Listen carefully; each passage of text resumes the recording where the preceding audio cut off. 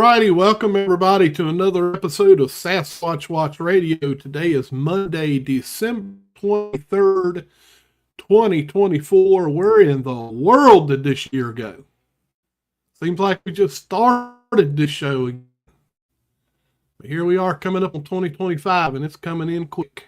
So before we get started tonight, let's bring the great and wonderful Gary Kendrick. Actually, I think Gary, where's Gary at? Merry Christmas, everybody. What'd you do with Gary? Where'd Gary go? He's out working on the sleigh. Oh, okay. I just got back from at least you got him doing something. Yeah, I just come back from testing the Claus 3000. It's a new sleigh. You'll love it. Oh, okay. Well, we're waiting on our guest. He told me that he'll be here in about a minute. So we're waiting on him to come in. But until then, just so everybody knows, we've already got a great 2025 season geared up and ready to roll.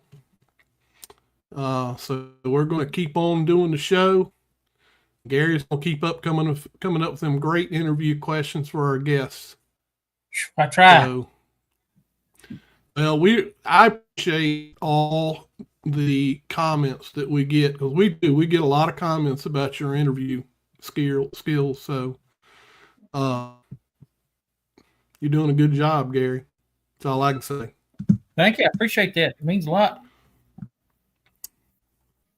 Let's see, we got Tennessee Cherokee in the chat. We've got Robert Swindle in the chat.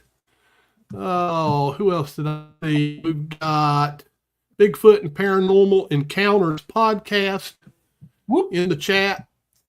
And again, anyone else that may be listening in on YouTube, feel free to join the chat, because you join the chat in YouTube and actually participate by asking questions and that kind of thing. And we always encourage people, if you like the show, please click the like button.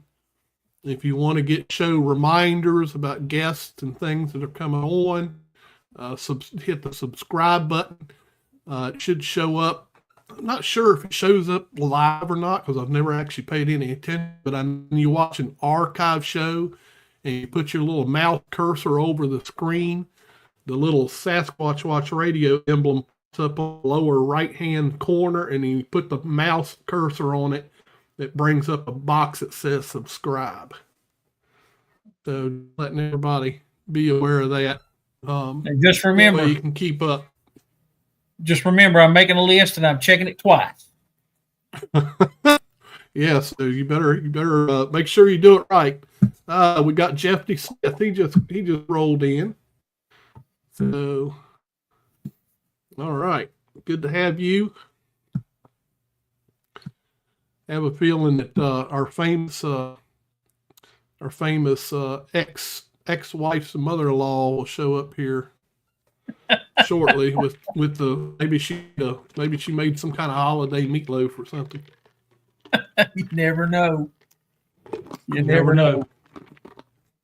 So, just Billy, in the thing today where they're talking about parts of Northern Virginia is going to get a lot of ice and stuff coming your way, so be prepared.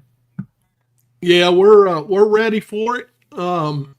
They are talking about it. They've got all kinds of alerts out, and up here on this mountain where I'm at, it's going to get quite icy. So I'll just stay put. That's what I will do.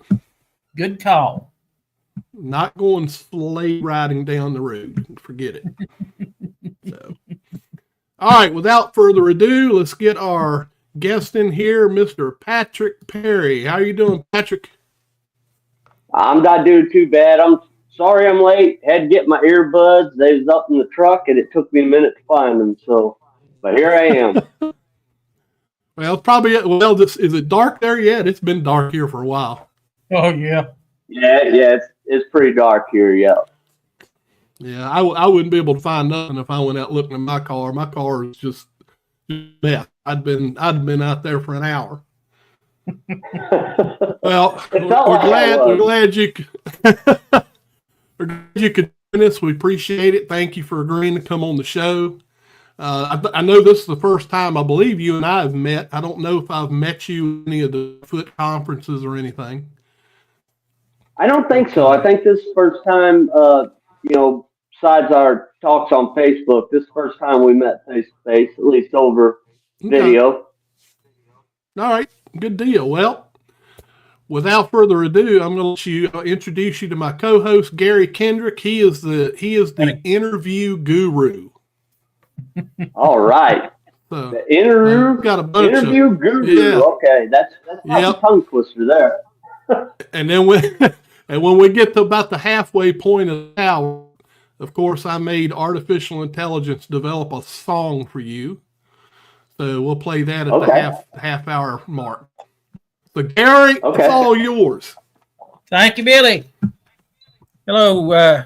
Would you prefer to go by Patrick? Yes, sir. Okay, Patrick. Patrick M. Perry, you've been on the Cryptid Quest. You actually run the Cryptid Quest Podcast. You've been a guest on Sasquatch Chronicles, Sasquatch Theory. I know you've said on some of your other interviews that you've, told your encounter story several times. But if you don't care, could you just give us kind of a quick run through of your sighting encounter? Yeah, it wasn't a visual sighting. It was, so there was a cave I used to go to down around the Merrimack River. And I was laid off at the time. I was out at my sister's property. I was deer hunting. I had a ground blind, and I planned on goofing around at the cave down by the river during the day, and then going back to the blind, doing a night hunt, evening hunt, and then sitting in the blind overnight, and then doing a morning hunt, And if anything came through in the middle of the night, I was going to pop it too. I ain't going to lie. But that was my plan. And so I went down to the cave during the day and got up from my blind. And I think I fell asleep about 8, 9 o'clock. And I'm in a ground blind in the corner of a field. And I was surrounded by woods. And I had just a big enough hole to where I could see the field. And it was very, very, brightly lit up with the moon that night. I think I looked at the moon phase, and it was I think 95% or something that night, so it was almost a full moon. And I fell asleep, and it was about 2 o'clock in the morning, because I remember, oh no, I think I lost you. Hold on. No, we hear you. Okay, hold on. I think. Nothing like technology, children. Yep, that's technology. That's the way it works. Remember, you were there, what, a week or two ago? Yeah. Remember you had to call on with your phone? Yeah, that was rough, Jack. I don't know what happened there. Tell you what, it's funny, it's like, it was probably, I'm assuming you're on Wi-Fi router there. Yes, sir. Right? Yeah. So ours acts up every now and then too. We got the Wi-Fi router, and every now and then it's got a mind of its own. If it doesn't want to throw you the internet will be fine. But its signal, sometimes you got to unplug it, plug it up, and kind of let it reset itself. Yep, we lost him. He'll be back. Which just he probably got too excited and pulled his phone or whatever he was using. I did some checking. He said it was about 95% illumination, which I believe he said it was in October of 2016 was his encounter. And the full moon would have been about October the 16th. Okay. 2016. So, yeah, it was fairly bright. I guarantee Pretty it. bright. Yeah. All right. Well, I'm sure he'll come back in here as soon as he can get everything figured out. But, yeah, it's going to be we're going to have an interesting 2025. So I'm sure hoping that you guys are able to join us. Okay, Randy. So Randy says that he shared a campfire with Patrick last year in Booger County, Missouri. That's Booger County. Booger County. Well, That I screams wonder what of that some county was Sasquatch. named after. Yeah. Some Sasquatch activity I there. tell you, one thing I have to say, folks, don't ever second guess why there's certain road names, town names. They usually have a story as to why they're called what they're called. So I think one of my wouldn't favorites. shock me. I think one of my favorites is if you look on a map all throughout Washington, Oregon, and California, you'll find places that have the name Skookum. Skookum Forest, Yep. Skookum Lake, Skookum Meadows, all these different places. And that was another word for Sasquatch, was Skookum. Yep. Yeah, you can find all kinds of. That's like back when me and Bill Dringennis was researching. He had bought some property in West Virginia, and there was kind of a valley in behind the property he bought, and that was called, what was that called? Devil's something. And he told me, he goes, I guarantee you there's a reason I called it. I said, you're probably right. West Virginia. What Devil's Ridge was it? No, I forget what he called it. Devil's, I'll have to look it up because it was in, trying to remember the county that he was in there. I think it was somewhere near Hancock or somewhere over there. Randy's got one, Devil's Den, Arkansas. Devil's Den, yep. It's probably called that for a reason. And we've got one in Wise County. They call it the Devil's Bathtub.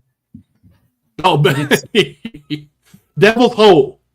Devil's Hole. That's what it got. As soon as you said bathtub, it just came to me. This is a big clear Devil's spring. Hole. And man, that water is cold, Jack. There he is. He's back. We thought Sasquatch grabbed you. We didn't know what happened. I'm so sorry, guys. That was embarrassing. But I'm back.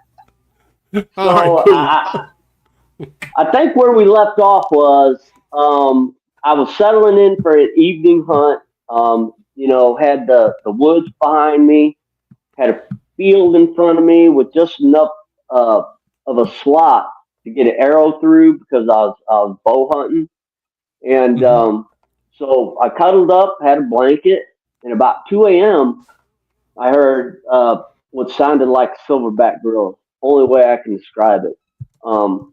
It come tearing up. It woke me up. I was sound asleep. It woke me up, and I'm like, what the heck is that? And I mean, it had to have been. It couldn't have been any more than about 10, 20 yards from me because it was so loud. It was like vibrating my chest. And I could hear it kicking up branches and like breaking stuff. And it just sounded like it was making a hell of a ruckus. And so I'm sitting up in my chair with my crossbow and one arrow. And I'm like, what the hell is this? I'm like, did a gorilla escape from the zoo? And then I could hear it going around, like I was in a corner of the field. So there was field behind me and to my right. I mean woods behind me and to my right. The field was out to my left and basically right in front of me. So, and then it started to go around to the right, and then it started howling. It like going, woo! I mean, and then I'm like, what the heck? And then I'm really confused because I'm like, just sounded like a gorilla. Now it sounds like a damn howler monkey. And I'm getting scared at this point, like really bad. I'm like to the point to where I'm concentrating on not breathing because I don't want this thing to hear me because I don't know what it is. And I'm praying to God it doesn't walk out into the field because then I got to make a choice what I'm going to do. I really didn't want to see it. And then it finally came back around to the back of my blind again. And then it started doing what I call the demonic chatter, where they basically say like samurai chatter, but it didn't sound happy when it was doing it. And it eventually wandered off, and it vocalized again about 4 a.m. By the time it left, there was no way I was getting out of that blind until daylight for anything. Even though I do believe it knew I was there, but I heard it vocalize again, but it was way off in the distance, closer to the river. I was about a mile off the river, and it sounded like it was at least a mile or 2 miles away when it did the last howl and it woke me up, because I fell back asleep because I was, exhausted from the fear. And, when it sounded off that last time, I was like, I couldn't go back to sleep. And I was like so worried and waiting for daylight. And then my alarm went off to go for the morning hunt. And I was so scared that I didn't even think to shut my phone off or just silence the alarm. I ripped the battery out of the damn thing because I was so scared it was going to hear it and come back and find me. So that's pretty much my encounter in a nutshell. So now this was in right off the Merrimack River in Missouri. Is that correct? Correct. Yeah. Really close to St. Clair or Merrimack Caverns is. And this would have been, I think you said in one of your interviews, about October the 13th of 2016. Correct. Correct. I done some checking, and that was an interesting year in Missouri as far as hunting went, because they reduced the amount of bucks that a hunter could take, and it was also the first year that they allowed crossbow hunting. And you talked about how bright it was that evening. The full moon would have been on the 16th. So yeah, it was really, really bright outside. I know you said the howler monkey, and I know a lot of people, that's an unusual sound. A lot of people's never heard it. Billy, if you could cue that up. Yeah, let me get that one. Just give me a second here. I'll get it up. Yes, sir. Okay. Let me see if I can pull this.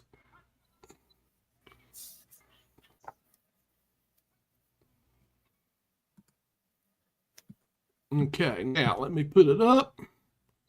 What we're going to do is we're going to print it, share the screen, and here we go.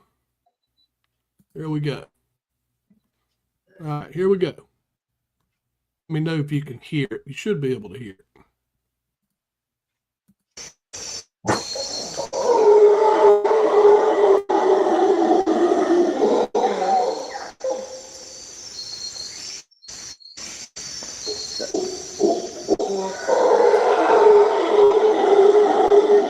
Sounded like that, but way louder and way deeper.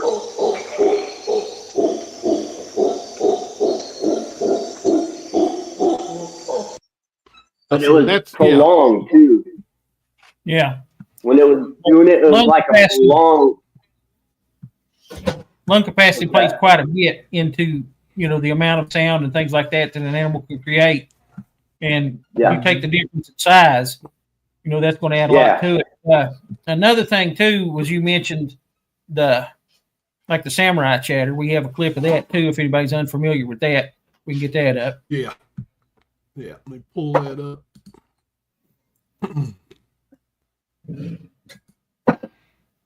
Okay. Present. Gotta redo it. There we go. Share the screen. Sierra sounds. Here we go.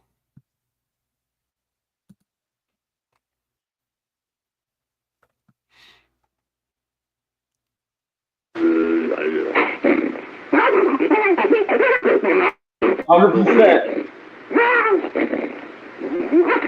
Exactly what I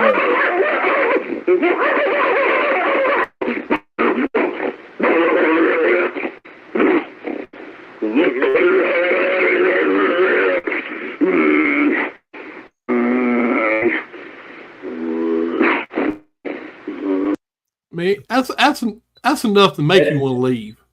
Yeah, that's giving me freaking chills, because honestly, I wasn't 100% sure in my own mind that it was a Sasquatch when it happened until I listened to the Sierra Sounds, and that clip that you just played was the one that set me over the edge, because when I heard exactly what I heard, I call it demonic chatter is what I called it. But I think I don't know. Oh gosh, I'm sorry.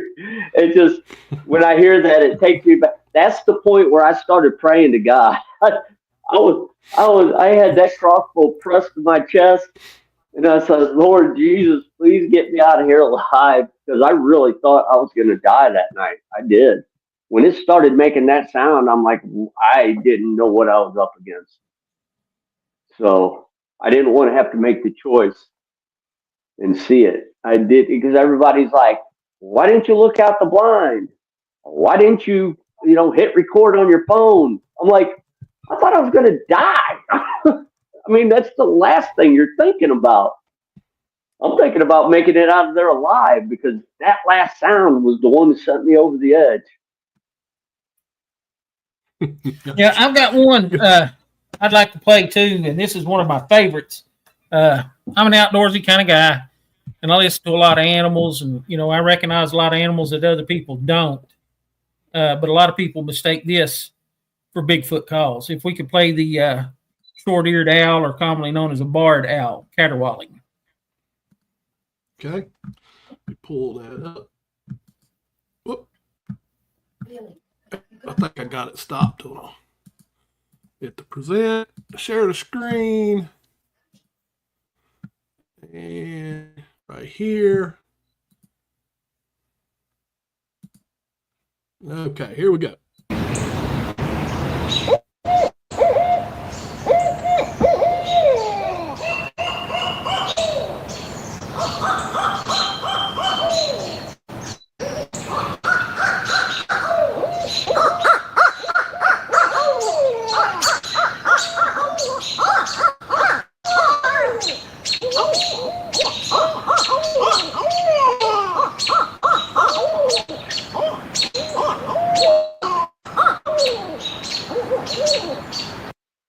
Yeah, they can get quite noisy.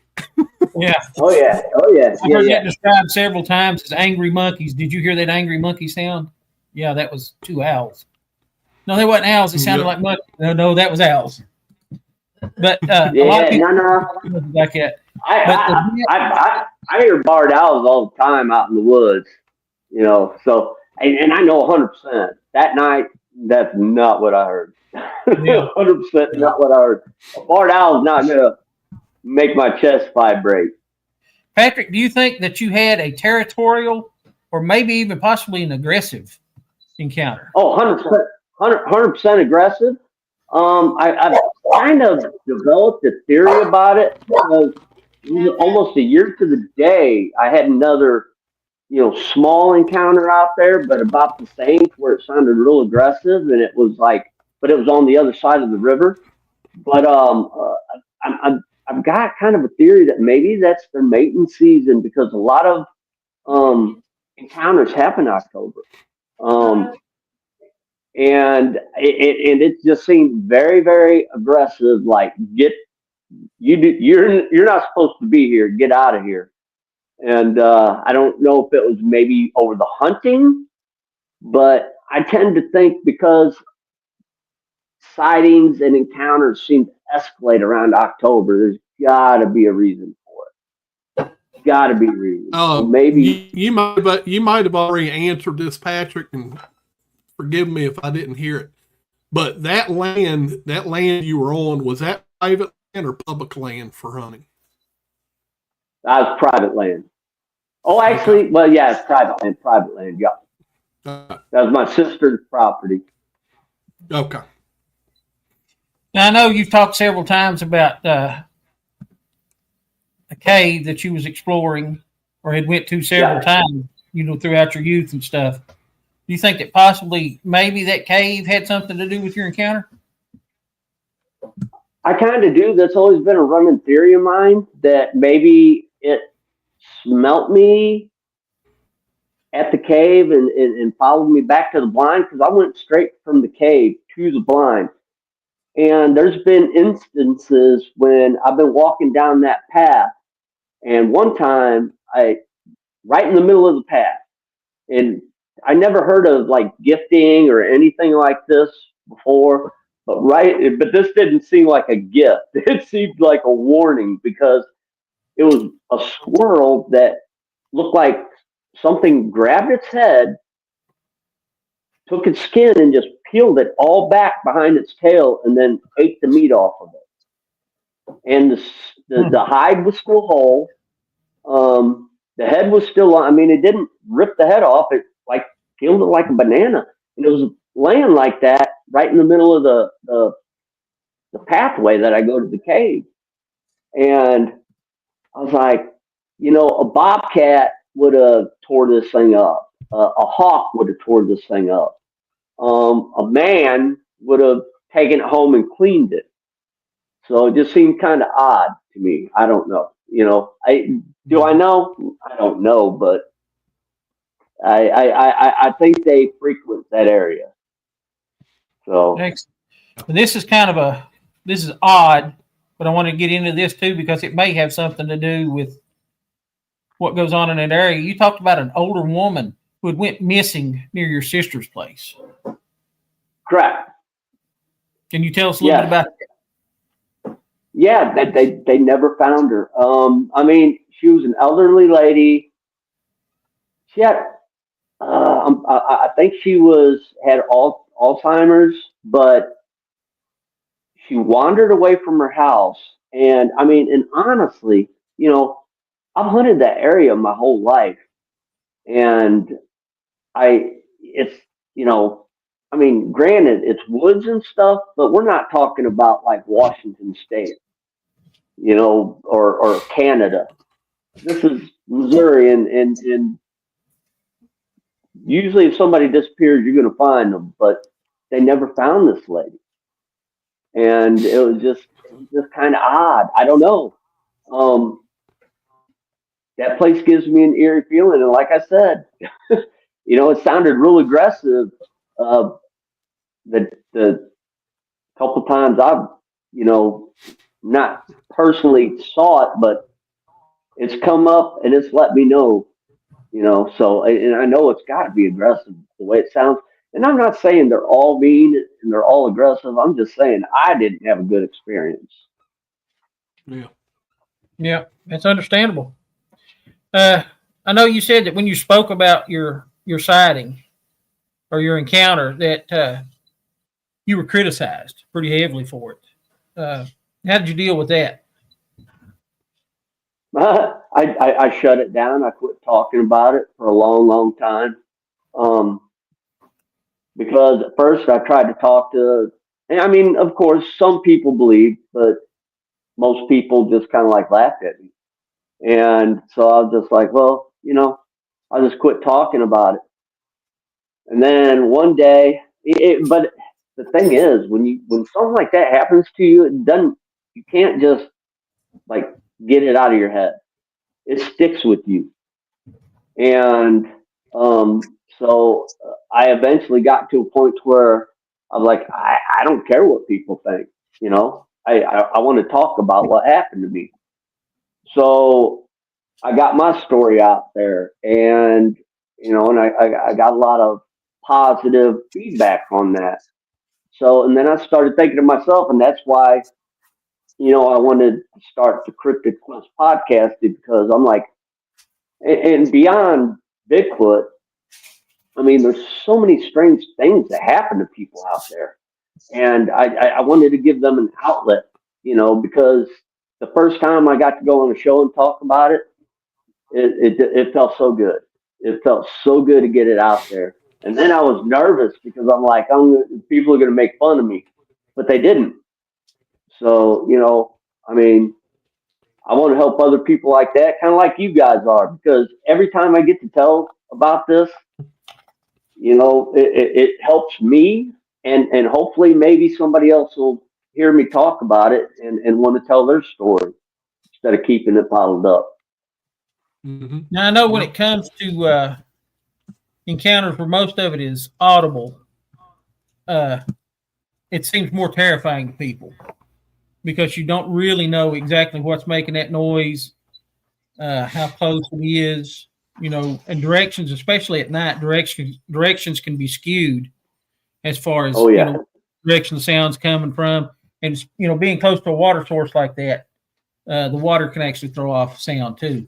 But in your audible encounter, at any time, did you have a plan like, if this thing comes in close, I'm going to do this? 100% no. My plan, I'm going to be completely honest with you. My plan was to hold my dang breath, not move, and not make a sound. That was my only plan. If it came in, I was done. I could tell by the way it sounded and how loud it was, and the way it vibrated my body when it vocalized. I'm like, there's no way an arrow is going to do anything to this thing. And I didn't even have to lay eyes on it. I already knew that. So yeah, my plan was nothing. If it came at me, it was over. That's all there was to it. I already knew that. I guess I came to peace with it. That little fabric on that tent wasn't going to help you, was it? No. That's the funny part is the whole time I'm like, it don't know I'm here, and I'm like trying to act like I'm feeling all safe inside the blind, and I'm like, it knows, and later when I really thought about it, I'm like, that it knew I was there. I mean, that's why I kept going around the blind like this and not coming out into the field. So, time for the song real quick. Yes, sir. All right. So, like I told you, Patrick, who made you a song. And, all right. I hope you like it. It's called Hunting the Shadows. Here we go. Hunting the Shadows. Perfect.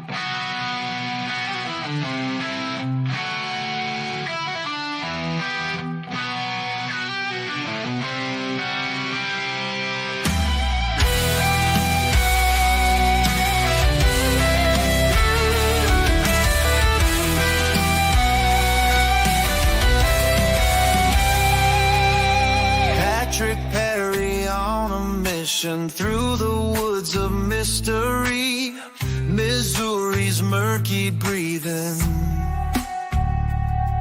He's searching for the beast unseen. Ghostly whispers fill the air, branches break beneath his feet.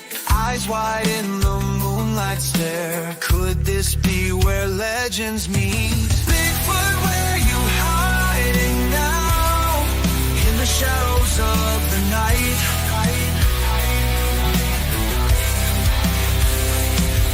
Reveal your form and take a bow. Come on out and start the fight.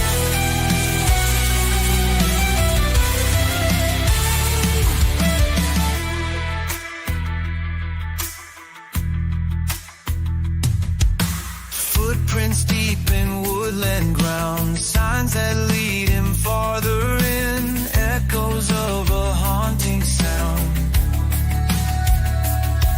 The battle's where it all begins. Driven by the burning need, questions that won't let him be. Patrick Perry through the trees, seeking what the eye can't see. Bigfoot, where you hiding now? In the shadows of the night.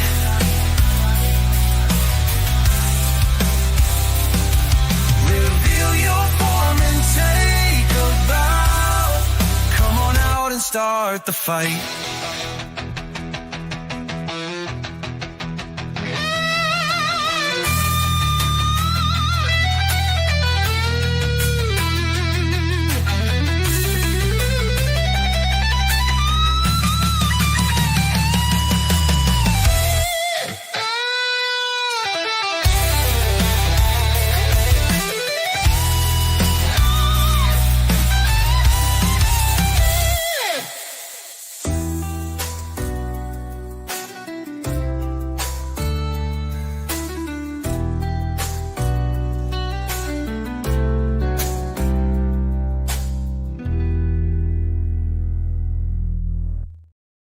There you have it, Patrick.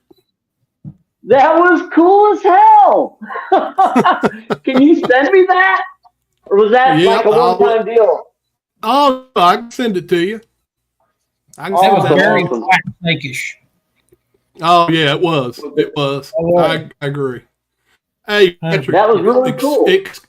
Excuse me if I didn't hear you correctly, but when we were talking about the old lady, say did find her or they did not ever find her? They didn't. They never found her. Okay. So I wanted to make sure that I heard you correctly. So. Yeah. They never found her. So, and it just kind of that's what I was saying. It was kind of weird about that area because, granted it's hills, mountains, and stuff like that, but it's not like Washington State. You're not going to vanish without a trace. But unless you maybe fell into the river, I guess you never know. But you still think somewhere. Right. But you never know. Now, I know the Merrimack River, like you said, was fairly close to where you was at. And that's not typically a extremely deep river. There's places in it that are fairly deep. Yeah, but not many. Yeah. You're right. It's a very, very shallow river. I know you host the Cryptid Podcast, the Cryptid Quest Podcast. Yep. What is your future for the podcast? Well, trying to collaborate, right now we just got invited to go be part of the UK Bigfoot conference, which I'm pretty excited about. Been collaborating with, a couple people. Don't really want to bring their names up without their permission, but we're talking about doing some trips. And I'd like to do some around here in the Ozarks, and I'd like to head up to Washington State and do a little exploring up there, and maybe do like some short documentaries. But for now, the plan is just keep the podcast going, get some good guests, good subjects. We've had from Bigfoot to fairies to Thunderbirds to pterodactyl stories and ghosts, aliens, abductions. You name it. We're doing it all. And it's fun. It's fun to hear these stories. I feel bad for people because, when I hear them tell their stories, it reminds me of how traumatizing it is for me sometimes to recount mine. So, and I try to lighten the mood a lot with it. And, I get on there. I'm not going to be 100% like serious. I'll make jokes with you and stuff to keep you from getting too nervous or whatever. But that's just my way I interview. So, yeah. Yeah. And in your podcast, you take on a lot of cryptids on your podcast. Which one do you feel has the most chance of being a real creature? Oh, 1,000% Bigfoot. 1,000% Bigfoot, Sasquatch. The Yowie, whatever you want to call it, the Yeti, whatever you want to call it, 1,000%. The Vietnamese, what was it, the rock apes? I think there's a lot of different versions out there. And the thing is, other cultures have already, accepted them as being real, like the Native Americans and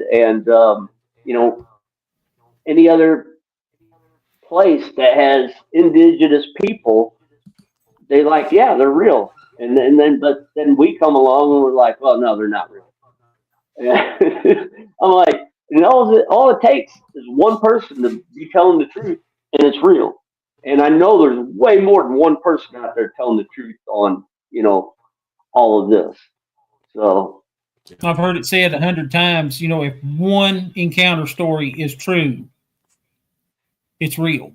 Out of the possibly thousands or maybe millions of sightings, if one of those stories is true, it's real. It's real. Yep. This is a strange question. I try to ask all the guests this just to kind of gauge, where they're at. Animal, mineral, or vegetable? And I'll explain it some more as I get into it. Animal, do you believe that Bigfoot is a physical animal? Mineral, do you believe that Bigfoot might be interdimensional or extraterrestrial? Or vegetable, do you believe it's spiritual, or do you think that it may be all three? I honestly think it could be all three. I mean, my personal opinion, what I ran into that night really, really seemed to be flesh and blood.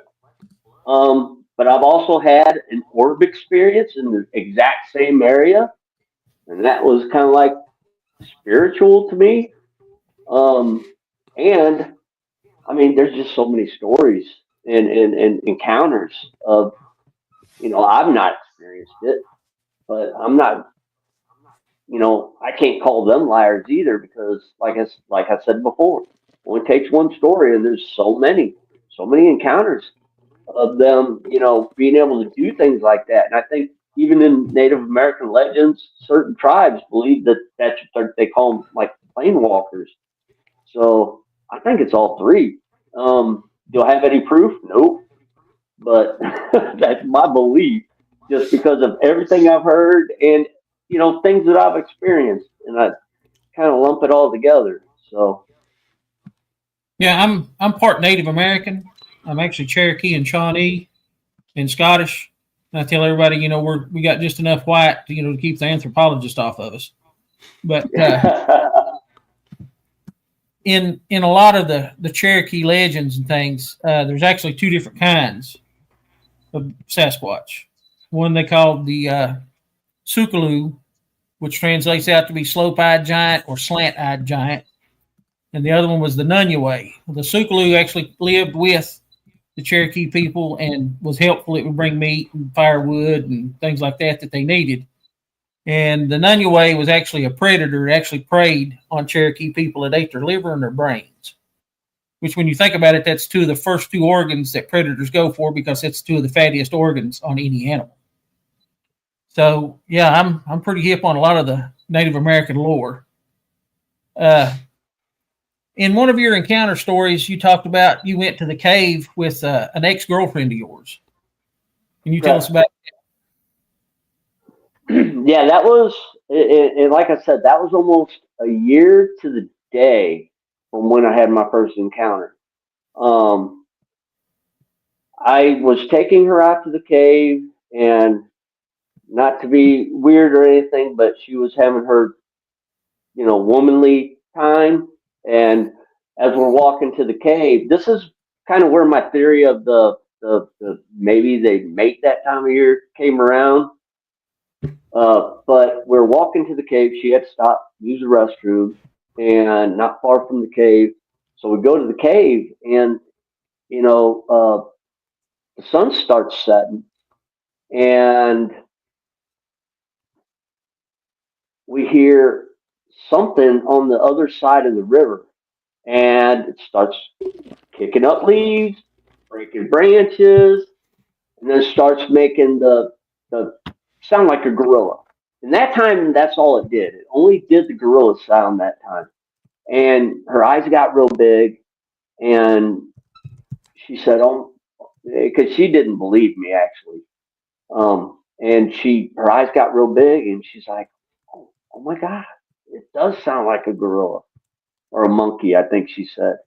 And I kind of went like this to her, told her to hush for a minute. And so I walked down the path, and I was looking for a log. My idea was I'm going to scare it off because we could hear it. It was on the other side of the river. We couldn't see it. It was in the woods, but it was just on the other side of the river. And like you said, the Merrimac's not very deep. So if it really wanted to get across that river to us, it could have. So I was a little worried. And so I went and I grabbed the log and I hit a tree really hard. And probably the stupidest thing I could have done because I don't know what that means to them. But, I just figured I had to do something to try to scare it. And when I came back, she said it sounded like a scared chimpanzee. Right after I did that, sounded like a scared chimpanzee running up the hill going through the leaves. She, in the way she described it, was like whoop, whoop, whoop, whoop, whoop, whoop, whoop, whoop, after that, and she said she could hear it take off. So that made me feel better. And I said, all right, let's get out of here. Have you listened to the Sierra sounds quite a bit? Yes, the Sierra sounds. So my sister even caught a howl out there, a recording. But that was like an Ohio howl. But yeah, the Sierra sounds. It was the chatter you played earlier. Was the one that set me over the edge of that's what I heard that night. So. In your instance where your girlfriend said that it sounded like a chimpanzee, there's one section in the Sierra sounds where Ron Moorhead mimics the calls that the Bigfoot are making, and you can hear him laughing. You can hear Sasquatch laughing. And I wonder if I don't know if I've heard that part. I wonder if that could be similar to your instance where you did a wood knock, and that was the sound that she heard. Could be. Unfortunately, I didn't get to hear it. She told me upon my return, because I went down the path probably about at least 30, 40 feet. And I just told her, I was like, you stay right here. And my hearing is not the greatest, but, I heard it on the other side of the river, and 40 foot away, I didn't hear it going up the hill. But that's exactly how she was like, it sounded like a scared chimpanzee.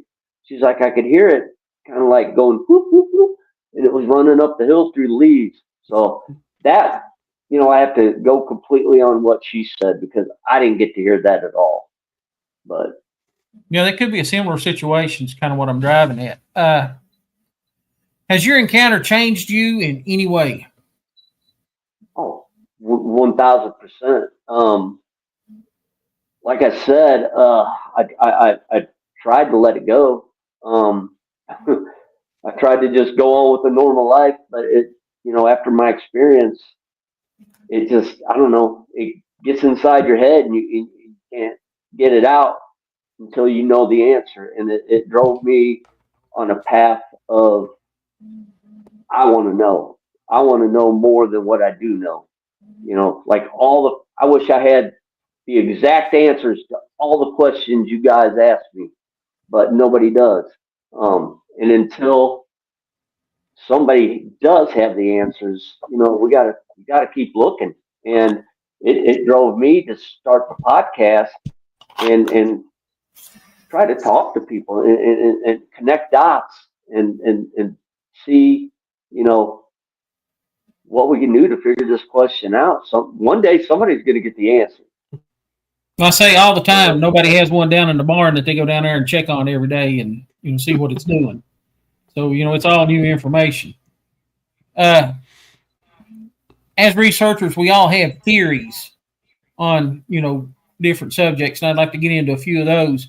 I heard on one of the podcasts that you did where you talk about Sasquatch sightings and their location to water. What's your theory on that? I think it's like their highway. I mean, because honestly, a lot of waterways, surrounding them, yeah, you got boat docks and cabins and stuff, but for the most part, it's rural up and down it. And it's the most direct path to, going to places. And I'm sure they know how to get around when they do get to an area where it's, really populated. And plus, that's where you got food and water. I mean, all the game, majority is going to stick close to the water too.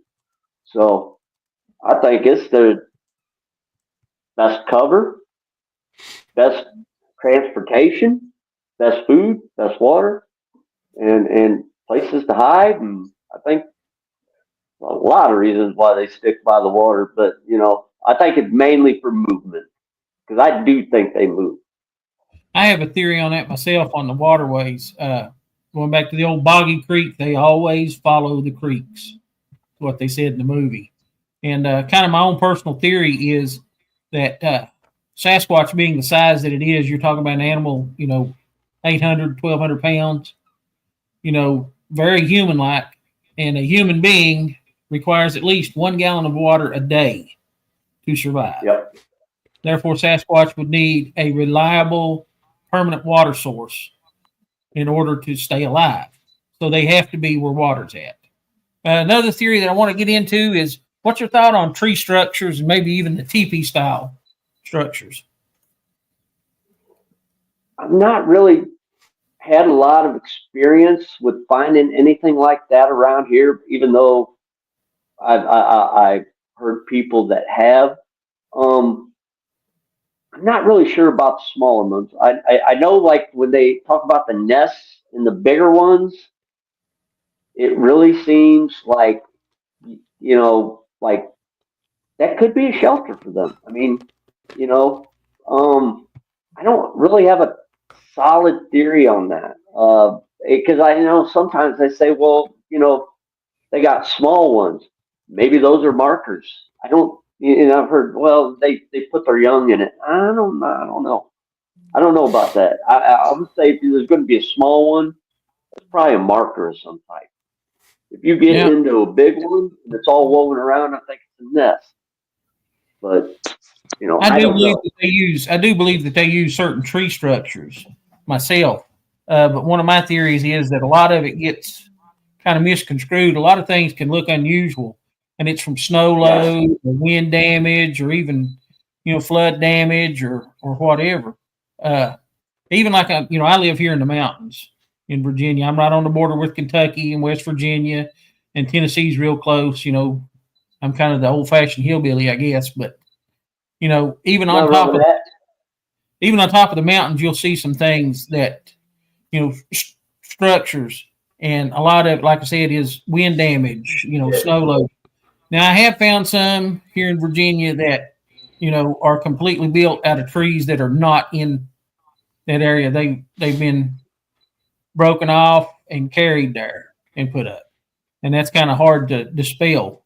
But even the Native Americans used trees as trail markers.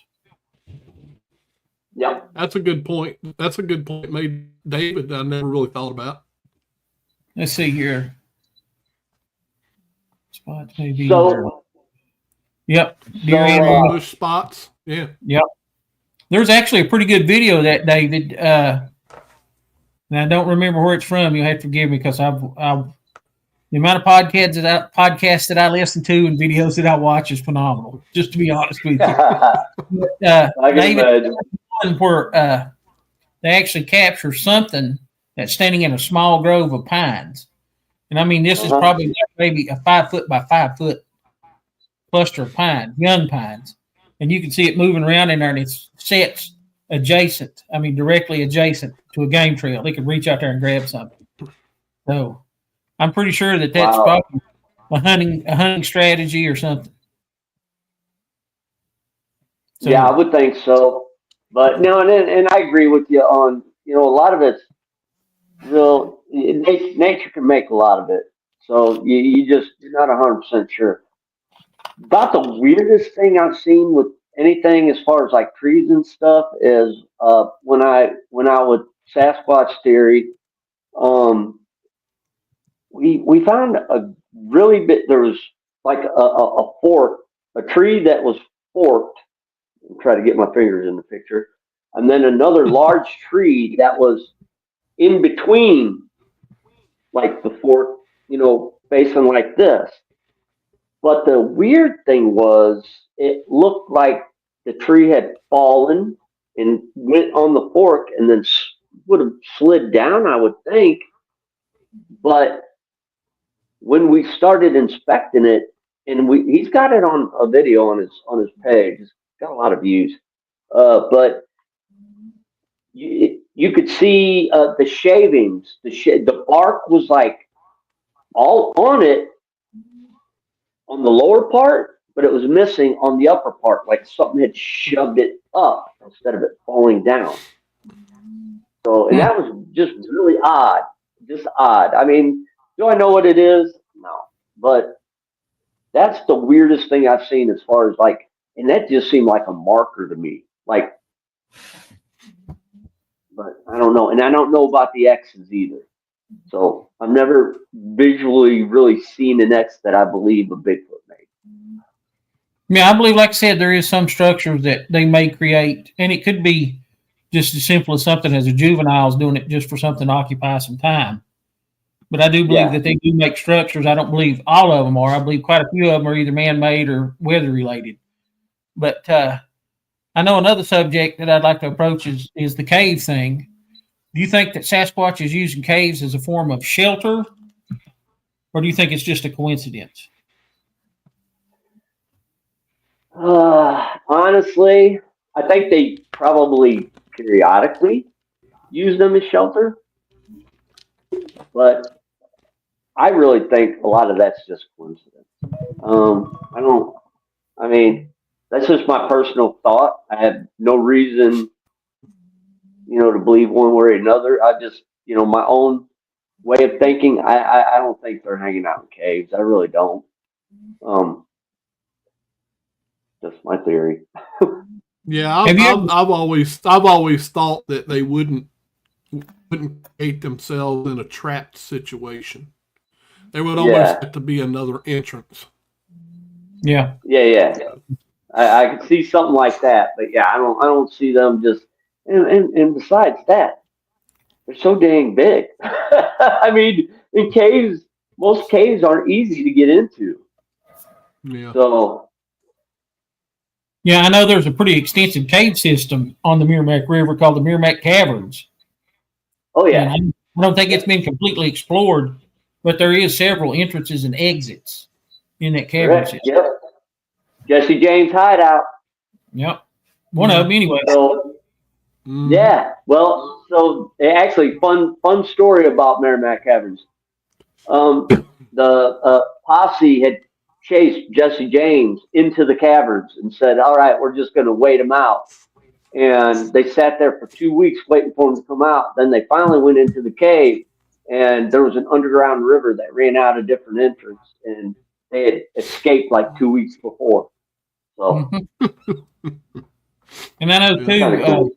if there's anybody out there that's listening that's kind of an artifact hunter, if you can find an overhang, not necessarily a cave, but just a cliff overhang, a lot of times, native tribes would use those as shelters while they were in a hunting situation, and you can find quite a few broken arrowheads or flint chips. Okay, I got a cool story for you. On the path I used to take to the cave, not far from where I found that squirrel in the middle of the path, there was like a little alcove up top that you had to climb to, but you could kind of sit on the rock and like look out into the like level of the forest. And I found a point sitting on a ledge right there. Mm-hmm. Yeah, that's one of my favorite places to look for under an overhang. That's cool. Who knows how long that point been sitting there, right out in the open too. Yeah. So now, I'm not for sure when it happened, but here in the county that I live in, there's an interstate park. It's a park between Virginia and Kentucky. It's called the Breaks Interstate Park. And there were some guys that were illegally artifact hunting in the breaks. And they come upon, they found a Shawnee Indian mummy. Oh, man. Fetal position. And they thought it was a recent burial, so they called in police. But it was a native mummy. Oh, wow. Well, I'm glad they didn't do anything to it. Yeah, I think it actually got moved out to a museum somewhere. Mm-hmm. Well, Billy, that's all I've got for tonight, brother. So you did a good job. You got it all the way up to the hour there. So, Patrick, thank you. I mean, we appreciate you taking, time out of your busy schedule to come on the show. And hopefully, you can, we'll do it again one day. Heck yeah. Sorry about being late. Sorry about the glitch. Quite all right. Question though, can you hang on a few minutes while we close the show out, and then we'll come back to you? Are you able to hold on? Sure thing. Okay. All right. Again, we want to thank everybody. As y'all can see, we got Santa Claus up there doing his thing. He said that everybody better be good or else. So. That's right. So we hope everybody enjoys time with their families. I know that happens a lot during this time of the year. So hopefully you'll get to do that. And we appreciate each and every one of you guys. There was quite a few in the chat room tonight. We appreciate that. And again, for all the other listeners, we like to remind you, if you're watching on YouTube, you can actually get in the chat room and you can participate by asking questions. We enjoy that because it makes Gary's job easier. It makes my job easier because we can put those up there. So we do appreciate each and every one of you guys. So enjoy time with your family. We will see you again. I don't know. Did we discuss that, Gary? Are we going to have a show Monday night? I don't think we've discussed it yet. Let's see. It's kind of in between New Year's and I think Christmas. it is. Not 100%. Right. Well, but I'm not gonna say for sure yet. So just keep an eye out on the Facebook page and the YouTube page. Yeah, if we get somebody, we'll let you know. But until then, y'all have a go ahead. If I can have just 1 second, Billy, I just want to remind everybody, as Christmas is just right around the corner, and I just encourage everybody to spend time with your family. Be thankful for the things you have. There's a reason for the season.